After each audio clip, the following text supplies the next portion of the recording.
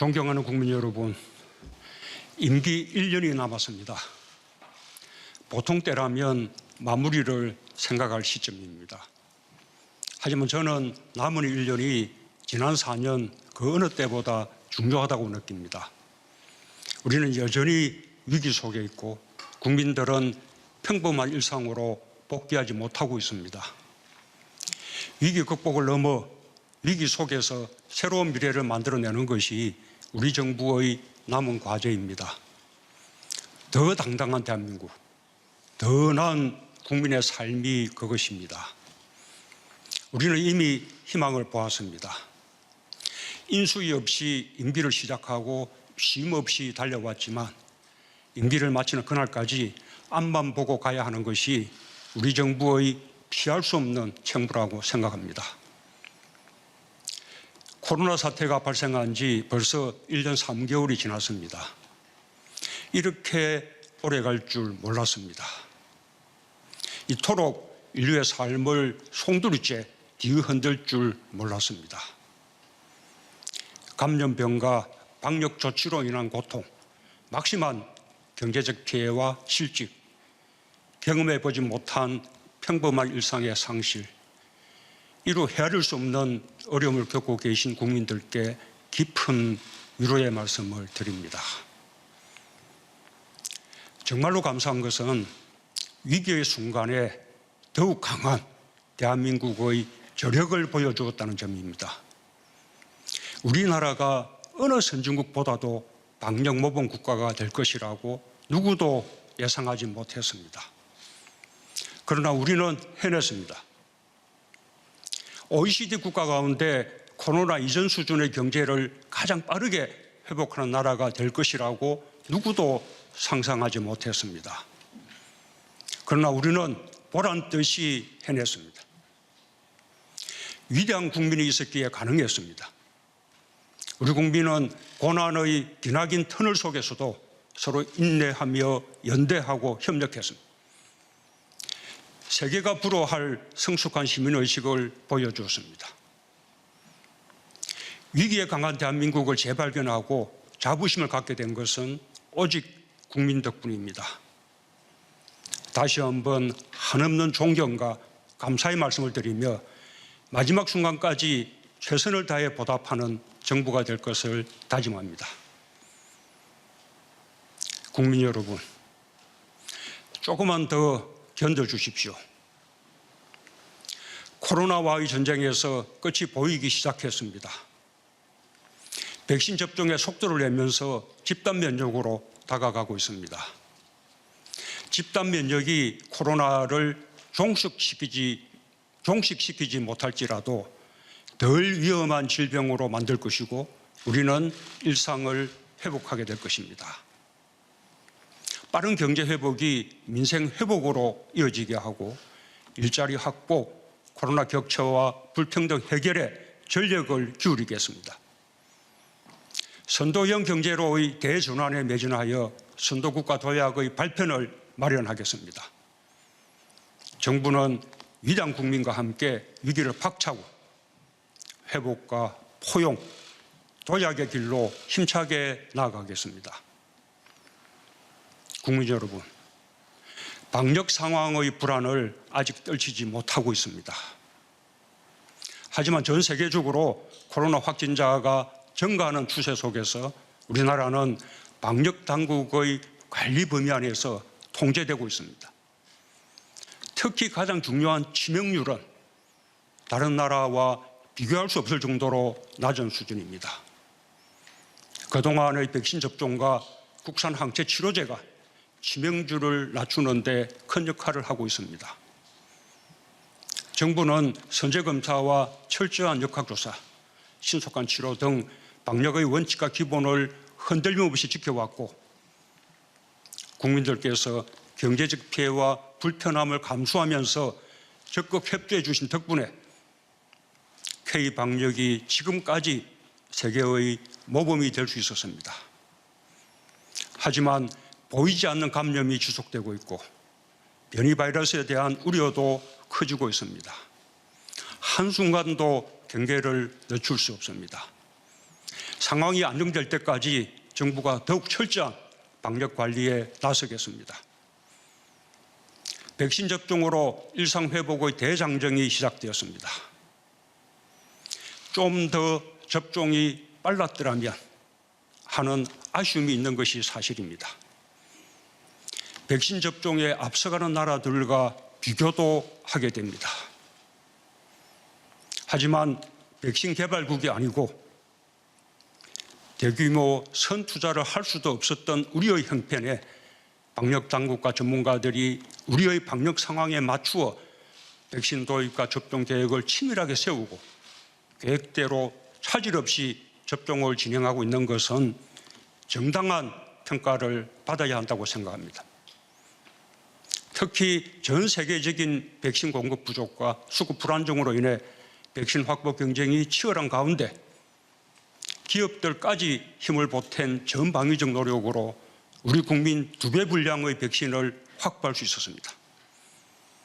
3차 접종의 가능성과 변이 바이러스 대비 미성년자와 어린이 등 접종 대상의 확대, 내년에 필요한 물량까지 고려하여 추가 물량 확보를 위한 노력을 계속해 나갈 것입니다.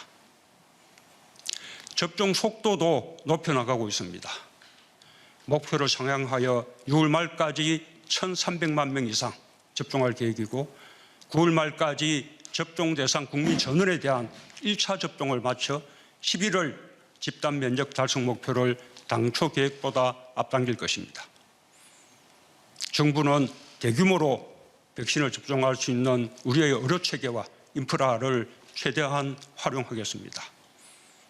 국민들께서도 적극 협조해 주시기 바랍니다.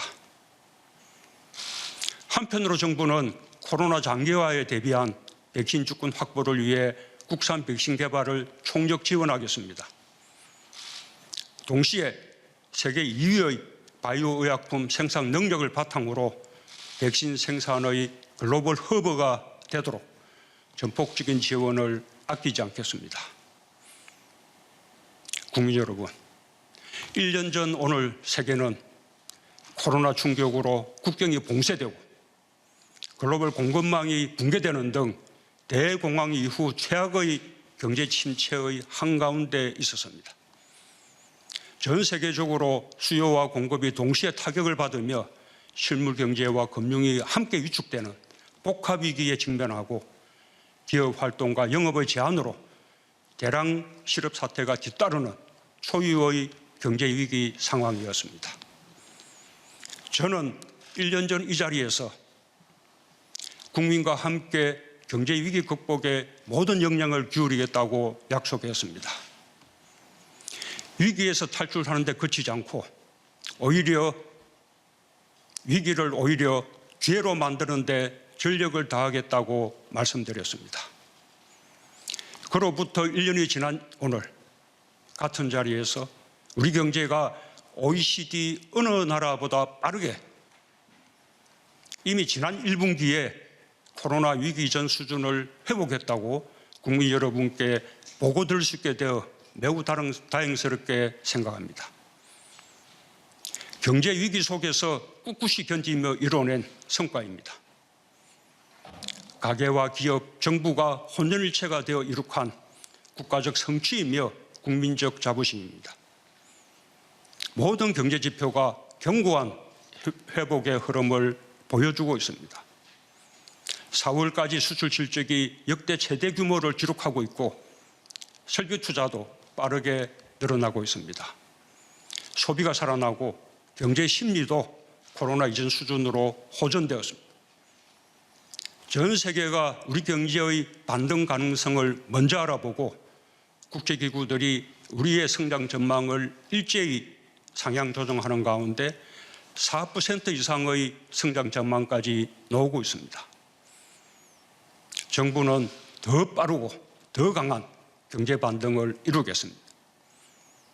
올해 우리 경제가 11년 만에 4% 이상의 성장률을 달성할 수 있도록 정부 역량을 총동원하고 민간의 활력을 높이겠습니다. 적극적 확장 재정으로 경제 회복을 이끌고 방역 안정에 맞추어 과감한 소비 진작책과 내수 부양책을 준비하겠습니다. 선제적인 기업 투자를 적극 지원하고 특히 수출에서 역대 최대 실적을 목표로 모든 지원을 아끼지 않겠습니다. 경제 지표가 좋아졌다고 국민의 삶이 곧바로 나아지는 것은 아닙니다. 위기가 불평등을 더 심화시키고 있습니다. 경제 회복의 온기를 국민 모두가 느낄 때 비로소 완전한 경제 회복이라 말할 수 있을 것입니다. 완전한 경제 회복에 이르는 최우선 과제는 일자리 회복입니다. 고용 상황이 나아지고 있지만 여전히 위기 이전 수준을 회복하지 못하고 있습니다. 최근의 경제 회복 흐름이 일자리 회복으로 연결되도록 정책적 역량을 집중하겠습니다. 무엇보다도 양질의 민간 일자리 창출에 주안점을 두겠습니다. 지난 3월의 고용 회복에서 민간 일자리 증가가 큰 몫을 차지하는 긍정적인 변화가 있었습니다. 디지털, 그린 등 미래 유망 분야에서 대규모 일자리가 창출될 수 있도록 투자 확대와 함께 인재 양성과 직업 훈련 등을 강력히 지원해 나가겠습니다. 특히 기업과의 소통을 강화하여 규제 혁신, 신산업 육성, 벤처 활력 지원 등 민간 일자리 창출 기반을 확대해 나가겠습니다. 조선업 등 경기 회복과 함께 고용 확대가 예상되는 분야에 대해서는 숙련된 인력들이 적기에 공급될 수 있도록 지원하겠습니다. 코로나 충격으로 일자리 격차가 확대된 것이 매우 아픕니다. 특히 고통이 큰 청년과 여성들에게 각별한 관심을 가지겠습니다. 일자리 예산을 신속히 집행하면서 추가적인 재정 투입도 필요하다면 마다하지 않겠습니다. 임기 마지막까지 일자리를 최우선에 두고 하나의 일자리라도 더 만드는 데 최선을 다하겠습니다. 완전한 경제 회복의 종착점은 코로나 격차와 불평등을 해소하는 것입니다. 우리 정부는 경제적 불평등 완화를 국가적 과제로 삼고 출범 초기부터 소득주도 성장과 포용 정책을 강력히 추진했습니다. 최저임금 인상, 비정규직의 정규직화, 노동시간 단축, 기초연금 인상, 아동수당 도입, 고교 무상교육 시행, 건강보험 보장성 강화 등 수많은 정책을 꾸준하게 추진했습니다. 시장의 충격을 염려하는 반대 의견도 있었지만 적어도 고용안전망과 사회안전망이 강화되고 분배의 지표가 개선되는 등의 긍정적 성과가 있었던 것은 분명합니다. 저는 그것이 코로나를 이겨내는 큰 힘이 되고 있다고 믿습니다. 하지만 코로나 위기가 흐름을 역류시켰습니다. 코로나가 핥히고 드러낸 상처가 매우 깊습니다. 특히 어려운 사람들을 더욱 어렵게 만들어 코로나 격차 속에서 불평등이 더욱 심화되었습니다. 코로나 자체로 인한 직간접적 피해도 매우 크지만 코로나로 촉발된 사회 경제의 변화 속에서 성자가 되는 업종과 기업이 있는 반면 밀려나는 업종과 기업이 있습니다. 일자리의 변화는 갈수록 커질 전망입니다. 코로나로 큰 타격을 받은 업종과 소상공인, 자영업자 등의 어려움을 덜어드리기 위해 계속 노력하겠습니다. 고용보험 적용 확대, 국민취업지원제도의 안착을 통해 고용안전망을 보다 튼튼히 하겠습니다. 실시간 소득 파악 체계를 구축하여 전국민 고용보험 시대를 열고 체계적인 재난지원과 촘촘한 복지를 실현하는 기반을 만들겠습니다. 상병수당 도입, 부양의무자 폐지 등의 정책도 속도를 내겠습니다. 코로나로 가중된 돌봄 부담과 돌봄 격차 해소에 대해서도 특별한 관심을 기울여 나가겠습니다. 주거 안정은 민생의 핵심입니다. 날로 심각해지는 자산 불평등을 개선하기 위해서라도 부동산 투기를 철저히 차단하겠습니다. 실수요자는 확실히 보호하면서 부동산 시장 안정화에 최선을 다하겠습니다.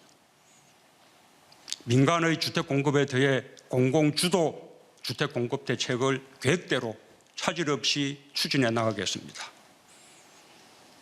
무주택 서민, 신혼부부, 청년들이 내 집 마련의 꿈을 실현할 수 있도록 실수요자의 부담을 완화하는 다양한 정책적 지원을 확대해 나가겠습니다. 부동산 부패는 반드시 청산하겠습니다. 공직자와 공공기관 직원들의 부동산 투기가 국민들 마음에 큰 상처를 준 것을 교훈 삼아 투명하고 공정한 부동산 거래 질서 확립과 불법 투기의 근원을 차단하기 위한 근본적 제도 개혁을 완결짓겠습니다. 위기의 또 다른 이름은 기회라고 합니다. 코로나 위기가 국제 경제 질서를 바꾸어 놓았습니다. 자국의 상황이 급해지자 개방과 협력보다는 각자 도생의 길로 나아갔습니다. 각 나라가 국가 역할을 더 강화하여 막대한 국가 재정을 쏟고 있고 자국 중심으로 글로벌 공급망을 재편하기 위해 사활을 걸고 있습니다. 이 같은 엄중한 상황에서 우리 경제는 위기를 기회로 만들어 더욱 강한 경제로 거듭나고 있습니다. 지난해 위기 속에서 세계 10위 경제 강국에 진입했고 1인당 GDP에서 사상 처음으로 G7 국가를 제쳤습니다. 반도체와 배터리 등 우리의 핵심 주력 산업은 세계 최고 수준의 경쟁력을 바탕으로 글로벌 공급망을 주도하고 있습니다. 조선산업은 몰락의 위기에서 압도적 세계 1위로 부활했고 자동차 생산도 전기차, 수소차 등 친환경차에서 앞서가면서 세계 5대 강국으로 진입했습니다. 강한 제조업이 우리 경제를 살리고 있습니다. 정부는 제조업의 혁신과 부흥을 총력 지원해 나가겠습니다. 특히 우리 경제의 핵심 산업들에 대해서는 거센 국제적 도전을 이겨내며 계속해서 세계를 선도하는 산업이 될 수 있도록 국익의 관점에서 국가 전략 산업으로 전방위적 지원을 강화해 나가겠습니다. 글로벌 공급망 확보 경쟁이 가장 치열하게 나타나고 있는 업종이 반도체입니다. 세계 경제의 대전환 속에서 반도체는 모든 산업 영역의 핵심 인프라가 되고 있습니다. 우리 반도체는 10개월 연속 수출 증가를 이루며 세계 1위의 위상을 굳건히 지키고 있고 시스템 반도체까지 수출 주력 품목으로 성장하고 있습니다. 세계 최고 대한민국 반도체의 위상을 굳건히 지키면서 지금의 반도체 호황을 새로운 도약의 계기로 삼아 우리의 국익을 지켜낼 것입니다. 1년 전 오늘 저는 이 자리에서 선도형 경제로의 전환과 한국판 유질 프로젝트를 강력하게 추진하겠다고 말씀드렸습니다.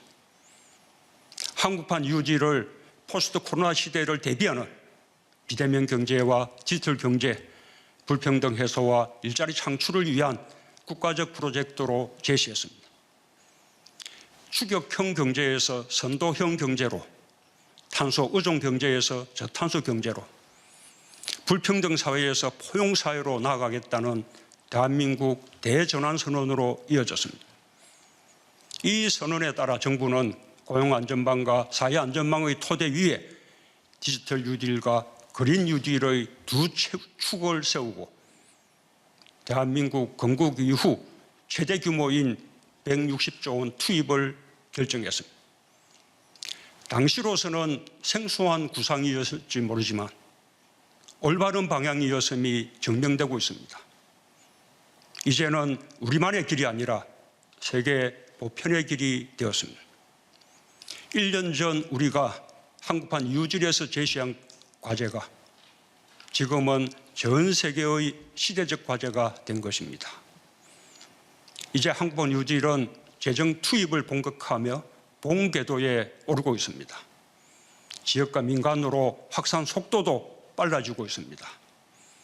임기 마지막까지 한국판 유지를 힘있게 추진하여 대한민국 대전환의 토대를 확고히 구축해 나가겠습니다. 우리 정부가 미래 신성장 산업으로 설정한 시스템 반도체, 바이오, 미래차의 3대 신산업은 선도형 경제의 주축으로 확고히 자리를 잡아가고 있습니다. 데이터, 네트워크, 인공지능 산업은 기술 혁신을 선도하며 새로운 시장을 개척하고 있습니다. 선도형 경제의 새로운 주역으로 떠오른 스타트업과 벤처 산업은 제2의 벤처붐으로 불릴 정도로 그야말로 눈부시게 성장하고 있습니다. 2016년 2개에 불과했던 유니콘 기업이 13개로 불어났고 경제 위기 상황 속에서도 벤처 분야 창업과 투자, 펀드 결성액, 일자리 모두 크게 증가했습니다. 특히 벤처 기업이 주식시장의 떠오르는 주역이 되고 있는 것은 우리 산업 지형이 크게 변하고 있다는 것을 보여줍니다. 코스닥 시장에서는 시가총액 20위권 내에 벤처 기업이 13개로 증가했고 코스피 시장에서도 4개 기업이 20위권 내에 자리 잡았습니다. 모두 코로나 시기에 주목받는 바이오 분야와 정보통신 분야의 선도 기업들입니다. 제2 벤처붐이 코로나 위기 상황에서 더 확산되고 있는 것은 우리 경제의 역동성을 여실히 보여주고 있다고 평가할 수 있을 것입니다. 정부는 신산업과 혁신 벤처를 우리 경제의 미래로 삼고 더 빠르게 성장하고 더 힘있게 비상할 수 있도록 전폭적으로 지원해 나가겠습니다. 국민 여러분, 뜻이 있으면 길이 있습니다. 한반도의 대립과 갈등의 시대를 끝내고 평화와 번영의 시대를 여는 것은 8천만 결여의 염원입니다. 남은 임기 1년, 미완의 평화에서 불가역적 평화로 나아가는 마지막 기회로 여기겠습니다. 긴 숙고의 시간도 이제 끝나고 있습니다. 행동으로 옮길 때가 되었습니다.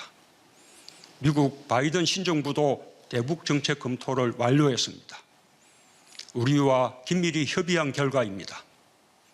한반도의 완전한 비핵화를 기본 목표로 싱가포르 선언의 토대 위에서 외교를 통해 유연하고 점진적, 실용적 접근으로 풀어나가겠다는 바이든 정부의 대북 정책 방향을 환영합니다. 5월 하순 예정된 한미 정상회담을 통해 한미 동맹을 굳건히 다지는 한편 대북 정책을 더욱 긴밀히 조율하여 남과 북, 미국과 북한 사이의 대화를 복원하고 평화협력의 발걸음을 다시 내딛기 위한 길을 찾겠습니다. 남은 임기에 쫓기거나 조급해하지 않겠습니다. 다만 평화의 시계를 다시 돌리고 한반도 평화 프로세스를 진전시켜 나갈 기회가 온다면 온 힘을 다하겠습니다. 북한의 호응을 기대합니다. 함께 평화를 만들고 함께 번영으로 나아갈 수 있기를 바랍니다. 우리는 외교를 통해 문제를 해결할 수 있다는 분명한 가능성을 보았습니다. 국민들께서도 대화 분위기 조성에 힘을 모아주시기 바랍니다. 특히 남북 합의와 현행법을 위반하면서 남북 관계에 찬물을 끼얹는 일은 결코 바람직하지 않습니다. 정부로서는 엄정한 법 집행을 하지 않을 수 없다는 것을 강조합니다. 우리 대한민국은 G7에 연속으로 초청되는 나라가 될 만큼 국가적 위상이 매우 높아졌습니다. K-방역이 세계의 표준이 되었고 세계는 우리 경제의 놀라운 회복력과 성장 잠재력에 주목하고 있습니다. K-팝, K-뷰티, K-푸드, K-콘텐츠는 세계적 브랜드가 되었고 대한민국의 문화에 전 세계인들이 열광하고 있습니다. 경제, 문화, 예술, 과학, 복은 민주주의 등 우리가 가진 매력과 국제사회의 기여로 대한민국은 소프트파워 강국으로 나아가고 있습니다. 우리의 자긍심입니다.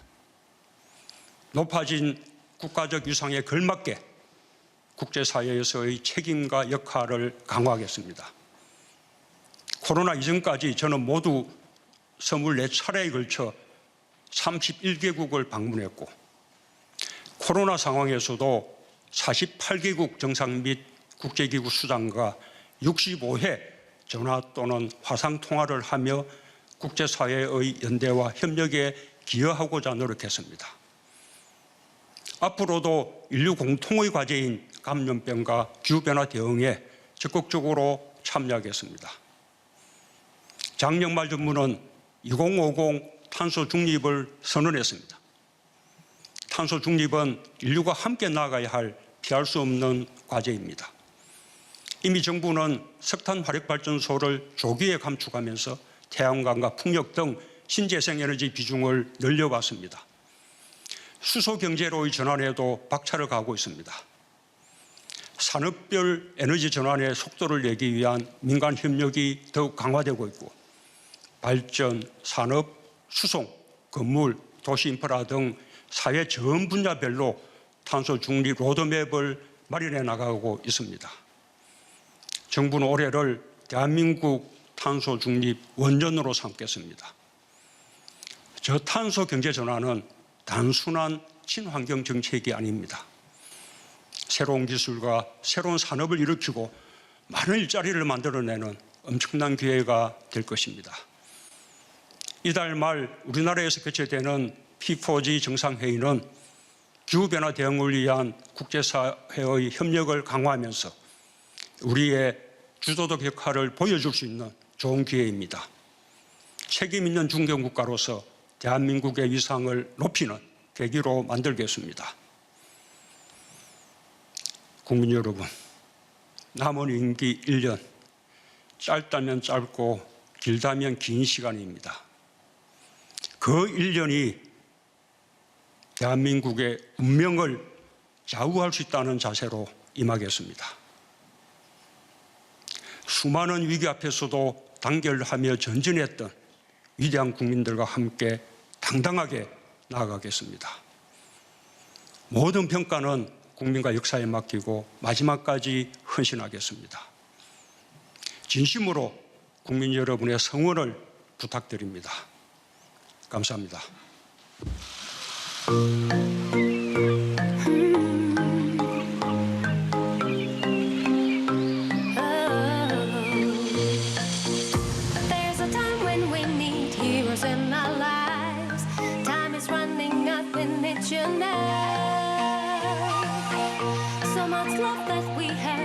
Inside our heart, you can help but see it in your eyes.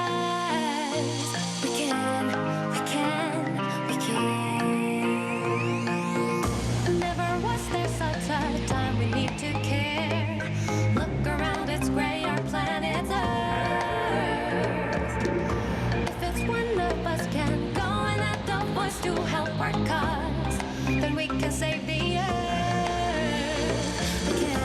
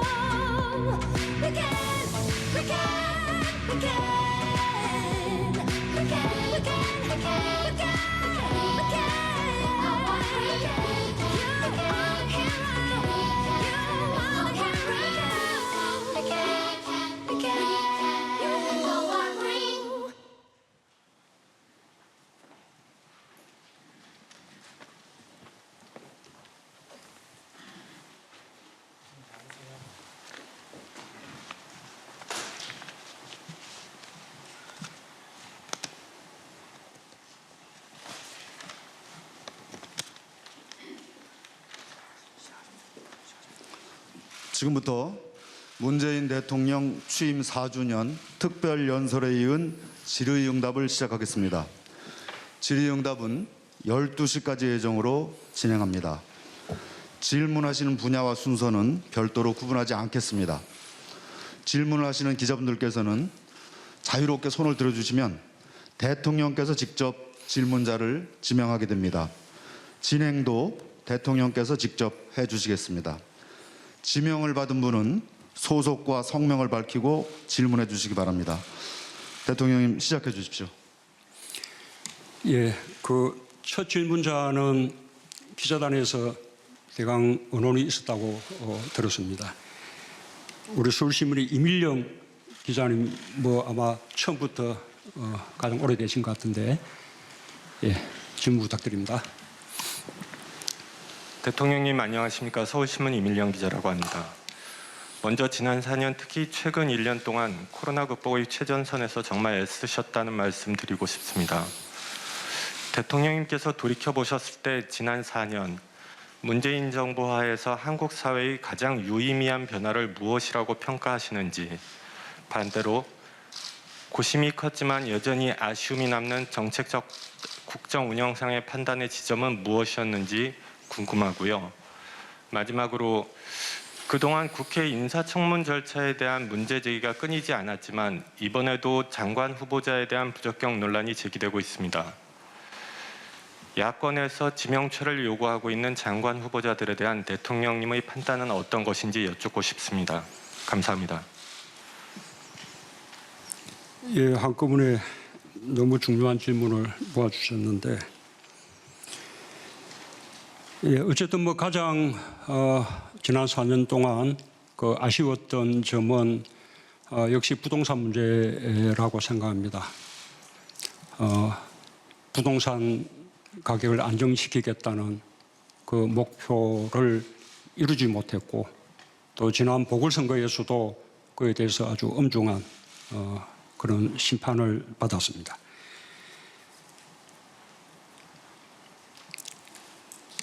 지난 4년 동안 이루어진 변화 부분은 일단 지난 사회를 맞이하는 소회기도 한데요.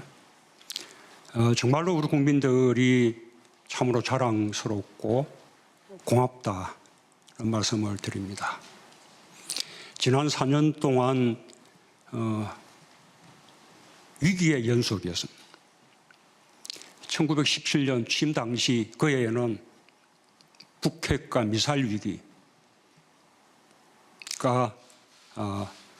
정말 한반도에 전쟁의 먹구름이 가득 덮었다라고 할 정도로 위기 상황이 고조가 되었습니다. 그 위기 상황 속에서 우리는 평창 동계올림픽을 평화올림픽으로 성공적으로 치러내면서 3차례의 남북정상회담과 2차례의 북미정상회담을 이끌어냈습니다. 끝까지 완전한 성공을 거두지는 못했지만 어쨌든 그것이 그 위기를 잠재우고 평화를 유지시켰습니다. 그리고 우리가 조금만 더 노력하면 외교를 통해서 그 문제를 해결할 수 있겠다. 한반도의 완전한 비핵화와 항구적 평화 체제 만들 수 있겠다라는 가능성을 확인했고 또 자신감도 가지게 되었습니다. 2019년에는 일본의 반도체 소재에 대한 수출 통제가 있었습니다. 그 바람에 우리 산업의 핵심 중의 핵심이라 할 수 있는 반도체 산업에 직격탄이 되고 우리 경제가 큰 어려움을 겪을 것이라는 그런 우려들이 많았습니다. 그러나 우리 민관이 함께 협력하고 대기업과 중소기업이 협력하고 특히 소재 공급 기업과 수요 기업이 함께 협력하면서 그 위기를 벗어났고 나아가서 소부장 강국으로 한국이 더욱더 발전할 수 있었습니다. 지금은 2020년부터 아시다시피 코로나 위기를 겪고 있습니다. 그러나 코로나 위기 속에서도 우리는 세계가 인정하는 방역 모범 국가가 되었고 그 방역의 성공에 힘입어서 경제 충격을 가장 작게 받고 또 가장 빠르게 회복하는 그런 나라가 되었습니다. 모두 우리 국민들이 이룬 성과입니다. 정말로 자랑스럽고 고마운 일입니다. 그런데 이런 위기 때마다 항상 그 위기와 불안감을 증폭시키고 심지어 그 가운데서 갈등이나 분열을 조장하는 그런 형태들도 늘 있어 왔습니다. 지금도 마찬가지입니다. 우리는 국민을 믿어야 한다고 생각합니다. 국민들이 이루어낸 이 위대한 성취를 부정한다거나 가소평가는 그런 일은 절대로 안 될 일이라고 생각을 합니다. 그것이 지난 4년 우리 한국 사회가 만들어낸 가장 큰 변화라는 말씀을 드리고 싶고요. 인사청문회 문제도 질문을 너무 많이 하셨어요. 또 이제 복잡한데 어쨌든 야당에서 반대한다고 해서 저는 검증 실패라고 생각하지 않습니다. 청와대의 검증이 완결적인 것은 아닙니다. 청와대는 세무자료라든지 뭐 주민등록 이전 자료라든지 정가 기록이라든지 부동산 거래 기록이라든지 뭐 여러 가지 정부가 보유한 자료들을 제출받아서 그것을 기본 자료로 삼고 검증 대상자에게 검증 질문서를 작성하게 하고 거기에 따라서 사실을 하나하나 확인해 들어가는 과정으로 검증을 하게 됩니다. 이 검증이 완전할 수는 없습니다. 그럴 만한 기능과 인력을 청와대가 갖고 있지 못합니다. 그렇기 때문에 그에 이어서 언론의 검증, 그다음에 또 국회의 인사청문회의 검증 작업이 이루어지게 됩니다. 그 모두가 검증의 한 과정을 이루는 것이라고 생각합니다. 오늘까지 국회가 인사청문 보고서 채택 여부를 결정할 시간인데 국회의 논의까지 다 지켜보고 종합해서 판단을 하게 될 것입니다. 다만 이 기회에 한 가지 꼭 당부드리고 싶은 것은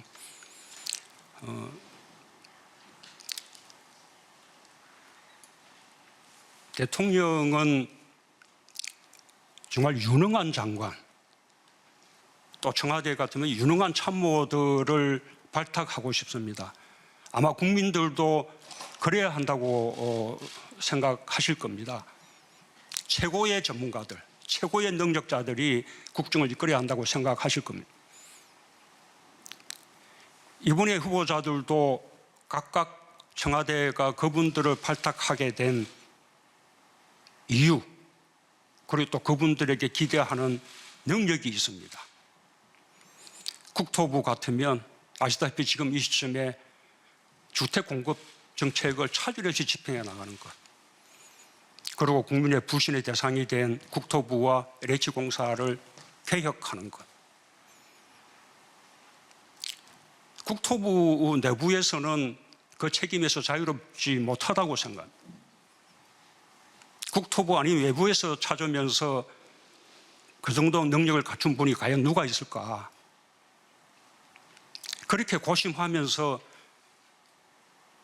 지금의 후보자를 발탁하게 된 것입니다.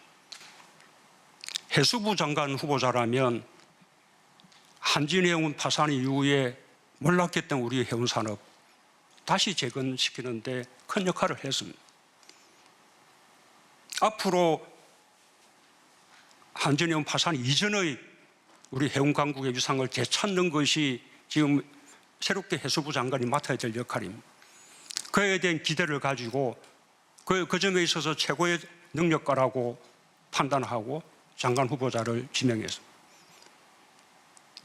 가기부 장관도 마찬가지로 과학기술 분야에 대한 훌륭한 능력과 함께 지금 우리의 반도체, 인공지능, 디지털 경제, 여러 가지 혁신적인 경제들이 빠르게 성장하면서 이 일을 감당해야 될 전문 인력들이 대부족하다. 기업들은 사람을 구할 수 없다고 하소연합니다. 많은 노력을 기울이고 있습니다만 그렇습니다. 심지어는 외국에서 유능한 인재를 영입해 와야 된다. 과기계에 그런 말씀들도 많이 하십니다. 그런 과기 분야의 인재를 늘리는 가장 중요한 방법 중에 하나로 제시되고 있는 것이 여성들이 보다 많이 과기계 쪽에 진출해야겠다. 지금 우리 여성들 진출이 가장 적은 분야가 과기 분야예요. 그러나 여성들이 진출하려면 그런 성공한 여성들을 통해서 보는 로망 또는 그 롤 모델 이런 게 필요합니다. 그런 많은 생각을 담고 지금 여성 후보자를 지명한 것입니다. 제가 말씀드리고 싶은 것은 제 판단이 옳다는 것이 아니라 이렇게 왜 이 사람을 발탁했는지 하는 그 발탁의 취지와 이분에게 기대하고 있는 능력과 그다음에 검증 과정에서 드러난 또 이제 문제점들 또 어떤 부분은 흠결들 이런 부분들하고 함께 저울질해서 우리가 발탁 여부를 판단해야 된다는 것입니다. 그런데 우리 인사청문회는 능력 부분은 그냥 제쳐두고 오로지 흠결만 놓고 따지는 그런 청문회가 되고 있습니다. 무한주기식 청문회가 됩니다. 이런 청문회 제도로서는 정말 좋은 인재들을 발탁할 수가 없습니다. 자기 분야에서 나름대로 성공하면서 신망받고 살아온 분들이 이 험한 청문회에 무한당하기 십상인 청문회에 앉고자 하지 않습니다.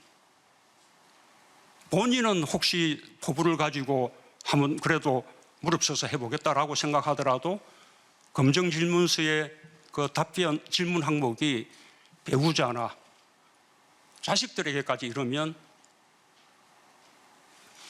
가족들에게까지 누를 끼치기는 어렵다라는 이유로 다들 포기하고 옵니다. 그렇게 해서 포기하는 비율은 여성들이 훨씬 높습니다. 저는 이제 임기가 얼마 남지 않았고 이제 청문회를 거쳐야 되는 인사를 할 기회가 별로 많지 않습니다. 저는 괜찮습니다. 저는 뭐 이대로 이렇게 해도 괜찮은데 적어도 다음 정부는 누가 정권을 맡든 더 이렇게 유능한 사람들을 좀 발탁할 수 있게끔 그런 청문회가 꼭 되어야 한다고 생각합니다.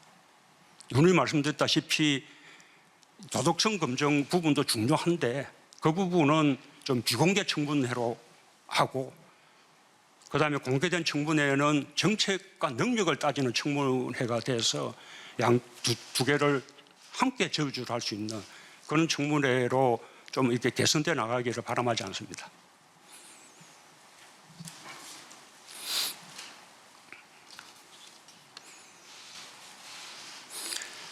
예, 저 중간 줄에 맨 왼쪽에 계신 분죠. 예, 파이낸셜 김원영 기자님. 예, 네. 맞습니까? 예. 네, 감사합니다. 취임 4주년을 축하드립니다. 파이낸셜 뉴스의 김호연 기자입니다. 남북 관계가 좀처럼 호전될 기미를 보이지 않고 있습니다, 대통령님. 앞으로 남은 임기 1년 동안 실현 가능한 목표 설정을 어떻게 하고 계시는지 궁금합니다. 그리고 아울러 최근에 미국에서 검토를 마친 대북 정책에 대해서 북한이 반대 입장을 반발을 하고 있는데요. 11일 후에 있을 한미 정상회담에서 어떤 중재 카드를 제시할 계획이신지 궁금합니다. 예.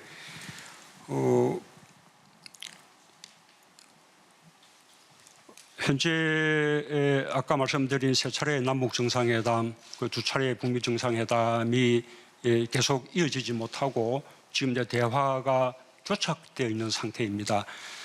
이 대화의 교착이 길어지면 결코 이게 바람직하지 않은 일입니다. 지금까지는 그 미국의 새 정부가 들어서고 또 새 정부가 어떻게 대북 정책을 정립하는지 그것을 기다리는 과정이었다고 생각합니다. 그 부분에 대해서도 미국이 전략적 인내 정책으로 돌아가지 않을까라든지 북한을 외교의 우선순위에 두지 않고 그래서 시간이 좀 많이 걸리지 않을까라든지 뭐 이런 많은 우려들이 있었던 게 사실입니다. 그러나 미국 역시 이 대화의 단절이 오래 지속되는 것은 바람직하지 않다라는 생각하에 초기부터 우리 정부하고 긴밀하게 이렇게 조율하면서 협의하면서 빠른 시간 안에 대북 정책을 정립했습니다. 미국의 그 대북 정책의 전모가 다 밝혀지지 않았지만 어쨌든 우리 정부가 바라고 있는 방향과 거의 부합한다고 말할 수 있습니다. 일단 한반도의 그 완전한 비핵화를 목표로 하고 또 싱가포르 선언의 토대 위에서 출발하고 외교적인 방법으로 점진적으로 단계적으로 실용적으로 유연하게 이렇게 접근하겠다는 것입니다. 북한의 이런저런 반응이 있었지만 그 북한의 반응이 그 대화를 거부한 것이라고 생각하지 않습니다. 아마 북한도 이제 마지막 판단의 시간을 가질 것이라고 생각합니다. 다시 한 번 더 이렇게 마주 앉아서 협의할 수 있는 기회가 주어진 만큼 북한이 호응하기를 기대합니다. 그리고 그런 상황이 조성된다면 우리 정부는 총력을 다할 계획이다라는 말씀을 드리고 이번 방미에서 한미 정상회담을 통해서 북한의 대화의 길로 더 이렇게 빠르게 놓을 수 있도록 하기 위한 여러 가지 방안들에 대해서 더 긴밀하게 협의하고자 합니다.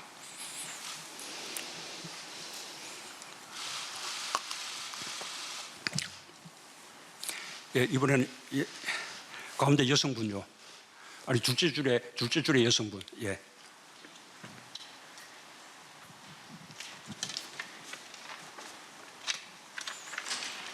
연합뉴스의 조민정 기자입니다.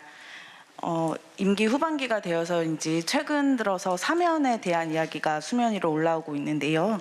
그 전직 대통령에 대한 사면 필요성을 새 서울시장과 부산시장이 건의한 바가 있고 또 이재용 부회장에 대한 사면 논의도 활발해지고 있습니다.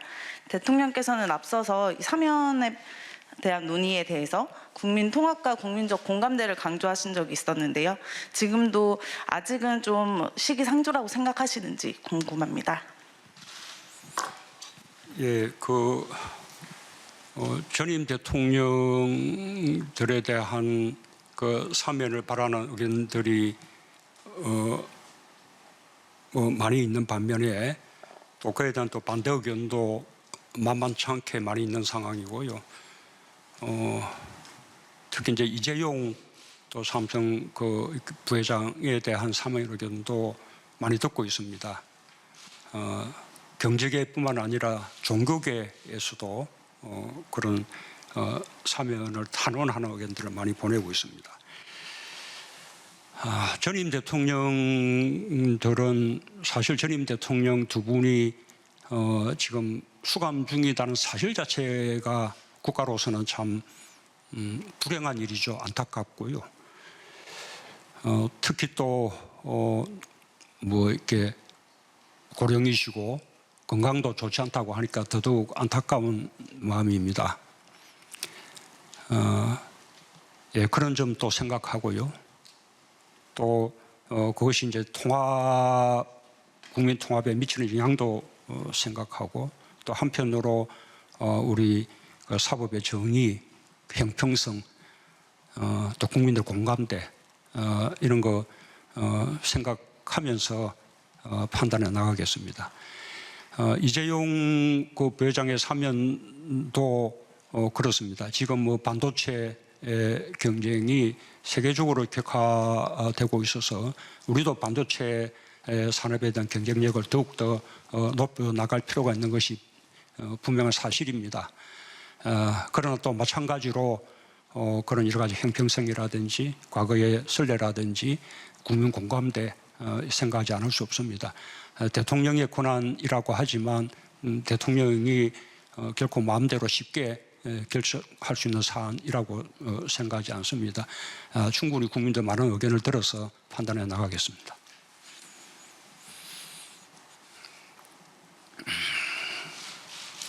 예, 앞에 우리 부산일보 박스코 기자입니다. 취임 이후 4년 동안 검찰 제도 개혁에 많은 영향을 쏟아오셨는데요. 검찰 개혁의 성과에 대해서 어떻게 평가하시는지 궁금합니다. 그리고 제도 개혁 문제와는 별개로 김오수 검찰총장 후보자의 정치적 중립성에 대해서 많은 국민들이 걱정하고 있습니다. 이런 우려를 불식하기 위해서 대통령께서 현 정권에 관련된 수사들, 울산시장 선거 개입 의혹이라든지 월성원전 사건이라든지 이런 사건들에 대해서 성역 없이 살아있는 권력이라도 봐주지 말고 철저하게 수사하라고 김오수 후보자에게 공개적으로 지시하실 의향은 없으신지요?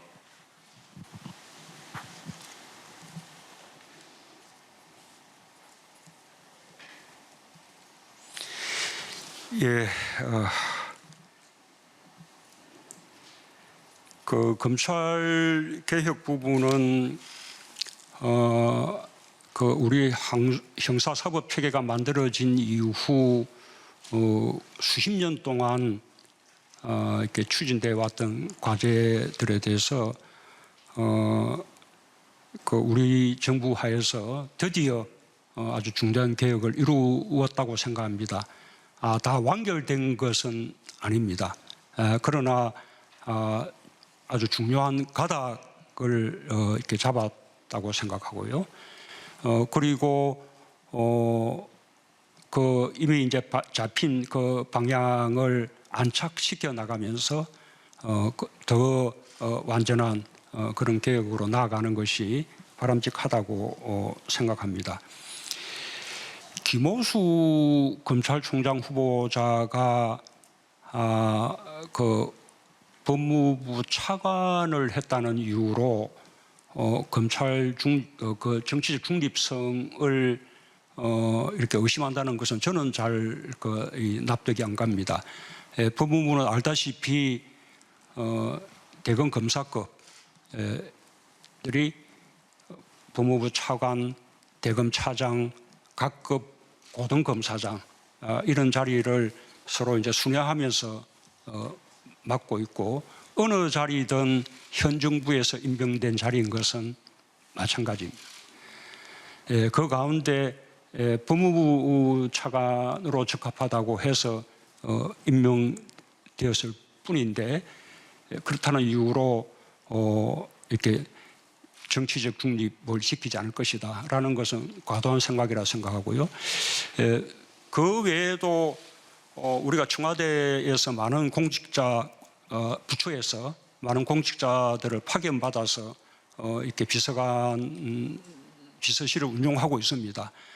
그분들도 모두 그 부처에서는 에이스라는 평가를 받고 있기 때문에 누가 가장 이렇게 일을 잘할 수 있냐라는 관점에서 발탁한 것이지 인간적인 친소관계라든지 정치적 성향이라든지 이런 것은 전혀 가리지 않습니다. 그러나 특정 정부의 청와대에서 근무했다는 이유만 가지고 정부가 바뀌었을 때 그 부분의 정치적 성향을 의심한다든지 이렇게 한다는 것은 정말로 우리 그 인재에 대해서 크게 낭비하는 것이라고 생각합니다. 심지어 대통령도 그렇죠. 대통령 지금 정당 소속이긴 합니다. 그러나 대통령이 정당 소속이라는 거하고 선거를 엄정 중립적으로 관리한다는 거하고는 전혀 차원이 다르지 않습니까? 아까 정치적 사건들에 대해서 검찰이 정치적 중립을 지키면서 엄정하게 수사를 잘할 것이라고 믿습니다. 그 점에 대해서 말씀드리자면 아까 원전 수사 등 여러 가지 수사를 보더라도 이제 검찰은 별로 청와대 권력을 겁내지 않는 것 같습니다.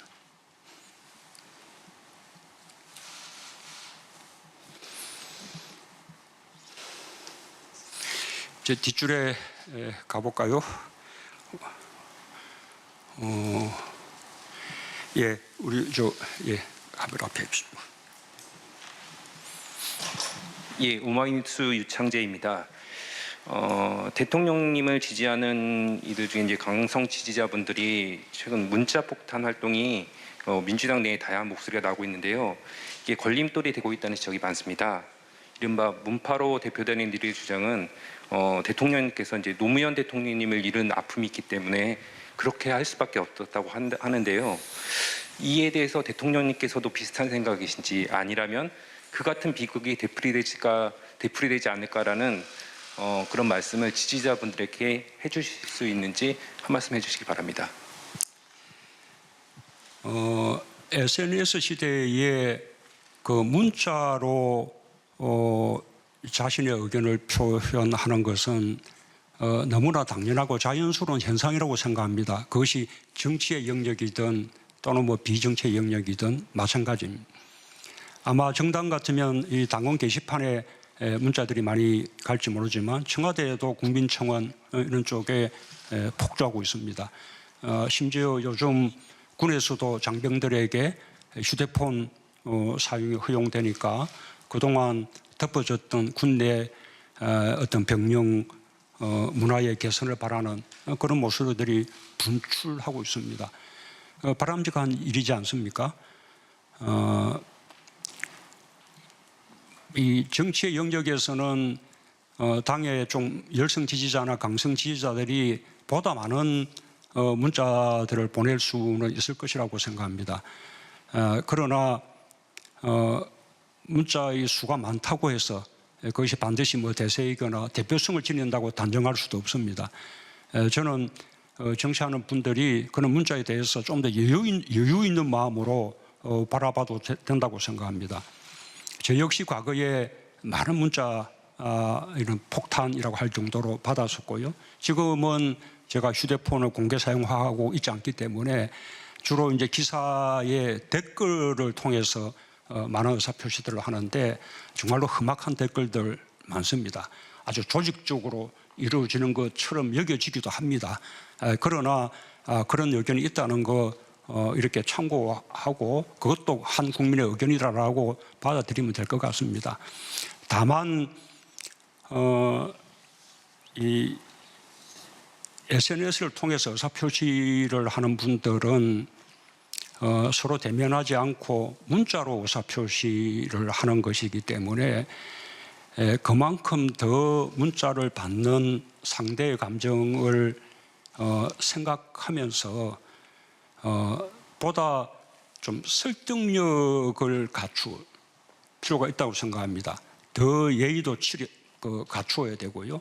그래야만 자신이 주장하는 바에 대해서 공감을 받고 지지를 받을 수 있습니다. 특히 누군가를 지지하기 위해서 만약에 문자를 보낸다 그러면 그 문자가 예의 있고 설득력을 갖출 때 그 지지를 넓힐 수 있는 것이지, 반대로 그 문자가 거칠고 그 무례하고 이렇게 하면 오히려 지지를 더 갉아먹는 그런 효과가 생길 것입니다. 당내에 열띤 토론이라 하더라도 그 토론들이 서로 품격 있게 이루어질 때, 그러면 외부의 중도파나 무당층들도 그 논쟁에 관심을 가지고 이렇게 귀를 기울이게 될 텐데, 만약에 그 서로의 토론이 말하자면 정이 떨어질 정도로 그렇게 험한 방법으로 이루어진다 그러면 그런 사람들을 오히려 등을 돌리게 만들 것입니다. 질문이 저를 지지하는 지지자들이라고 하니 저는 정말 저를 지지하는 지지자들이라면 그럴수록 더 이 문자에 대해서 그 예의를 갖추고 상대를 배려하고 그다음에 보다 공감받고 지지받을 수 있는 방식으로 그렇게 이제 문자를 정치의 영역이든 또는 비정치의 영역이든 그렇게 해주시기를 아주 간곡하게 당부드리고 싶습니다. 여러분들이 질문을 묶어서 해주시고 또 예. 대통령께서 상세하게 하는 과정에 시간이 지났습니다만 반대편 시간이 이제 뭐 한 2개 더 받겠습니다. 예. 네. 네, 저 MBC의 엄지인 기자입니다. 저는 조금 이르다고 생각할 수 있겠습니다만 다음 대통령 선거와 관련된 질문을 좀 드리려고 하는데요. 다음 대통령이 갖춰야 할 덕목이나 대선 후보들에게 필요한 시대 정신은 뭐라고 보시는지 한 말씀 듣고 싶고요. 아울러서 문재인 정부의 검찰총장이라고 표현했던 윤석열 전 총장이 사퇴한 뒤에 현재까지는 여론조사에서 어느 정도 지지를 받고 있고 특히 야권의 유력한 대선 후보로 지금 거론이 되고 있습니다. 여기에 대해서는 어떻게 평가하고 계신지 대통령의 생각을 듣고 싶습니다.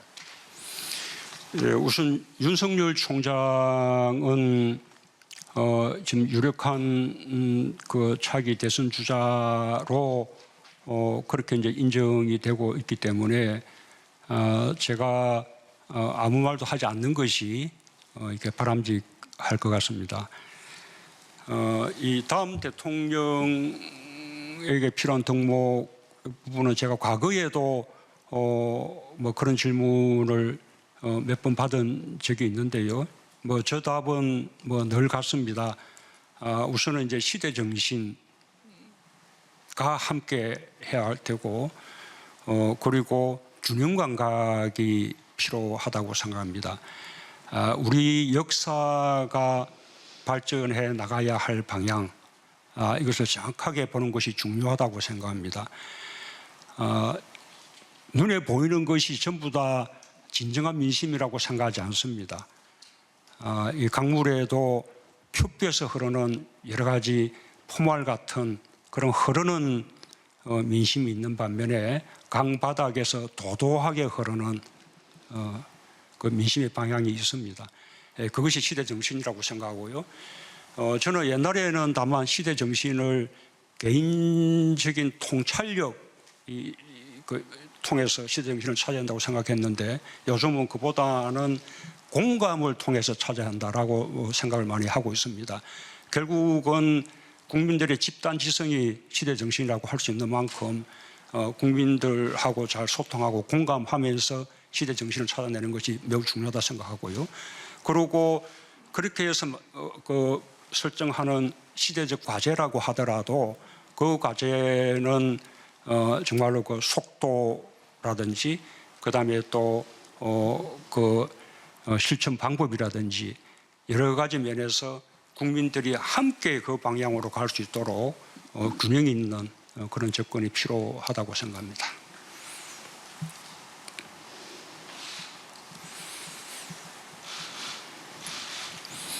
예, 이거 뭐 우리 소동수님 마지막으로 한 분을 지정해 보시든지요. 자, 마지막 하죠. 네, 마지막 질문 받겠습니다. 여기죠. 네.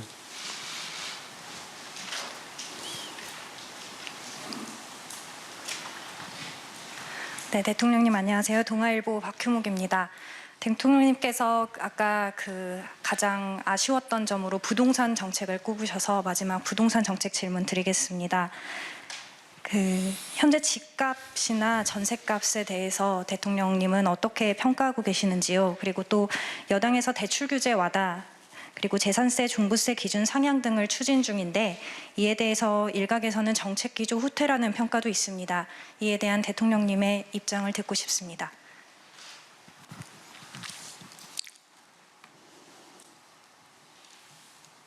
어쨌든 이렇게 부동산 정책의 그 성과는 이 부동산 가격의 안정이라는 결과로 이렇게 집약되게 되는 것인데 그것을 이루지 못했기 때문에 정말 부동산 부분만큼은 정부가 할 말이 없는 그런 상황이 되었습니다.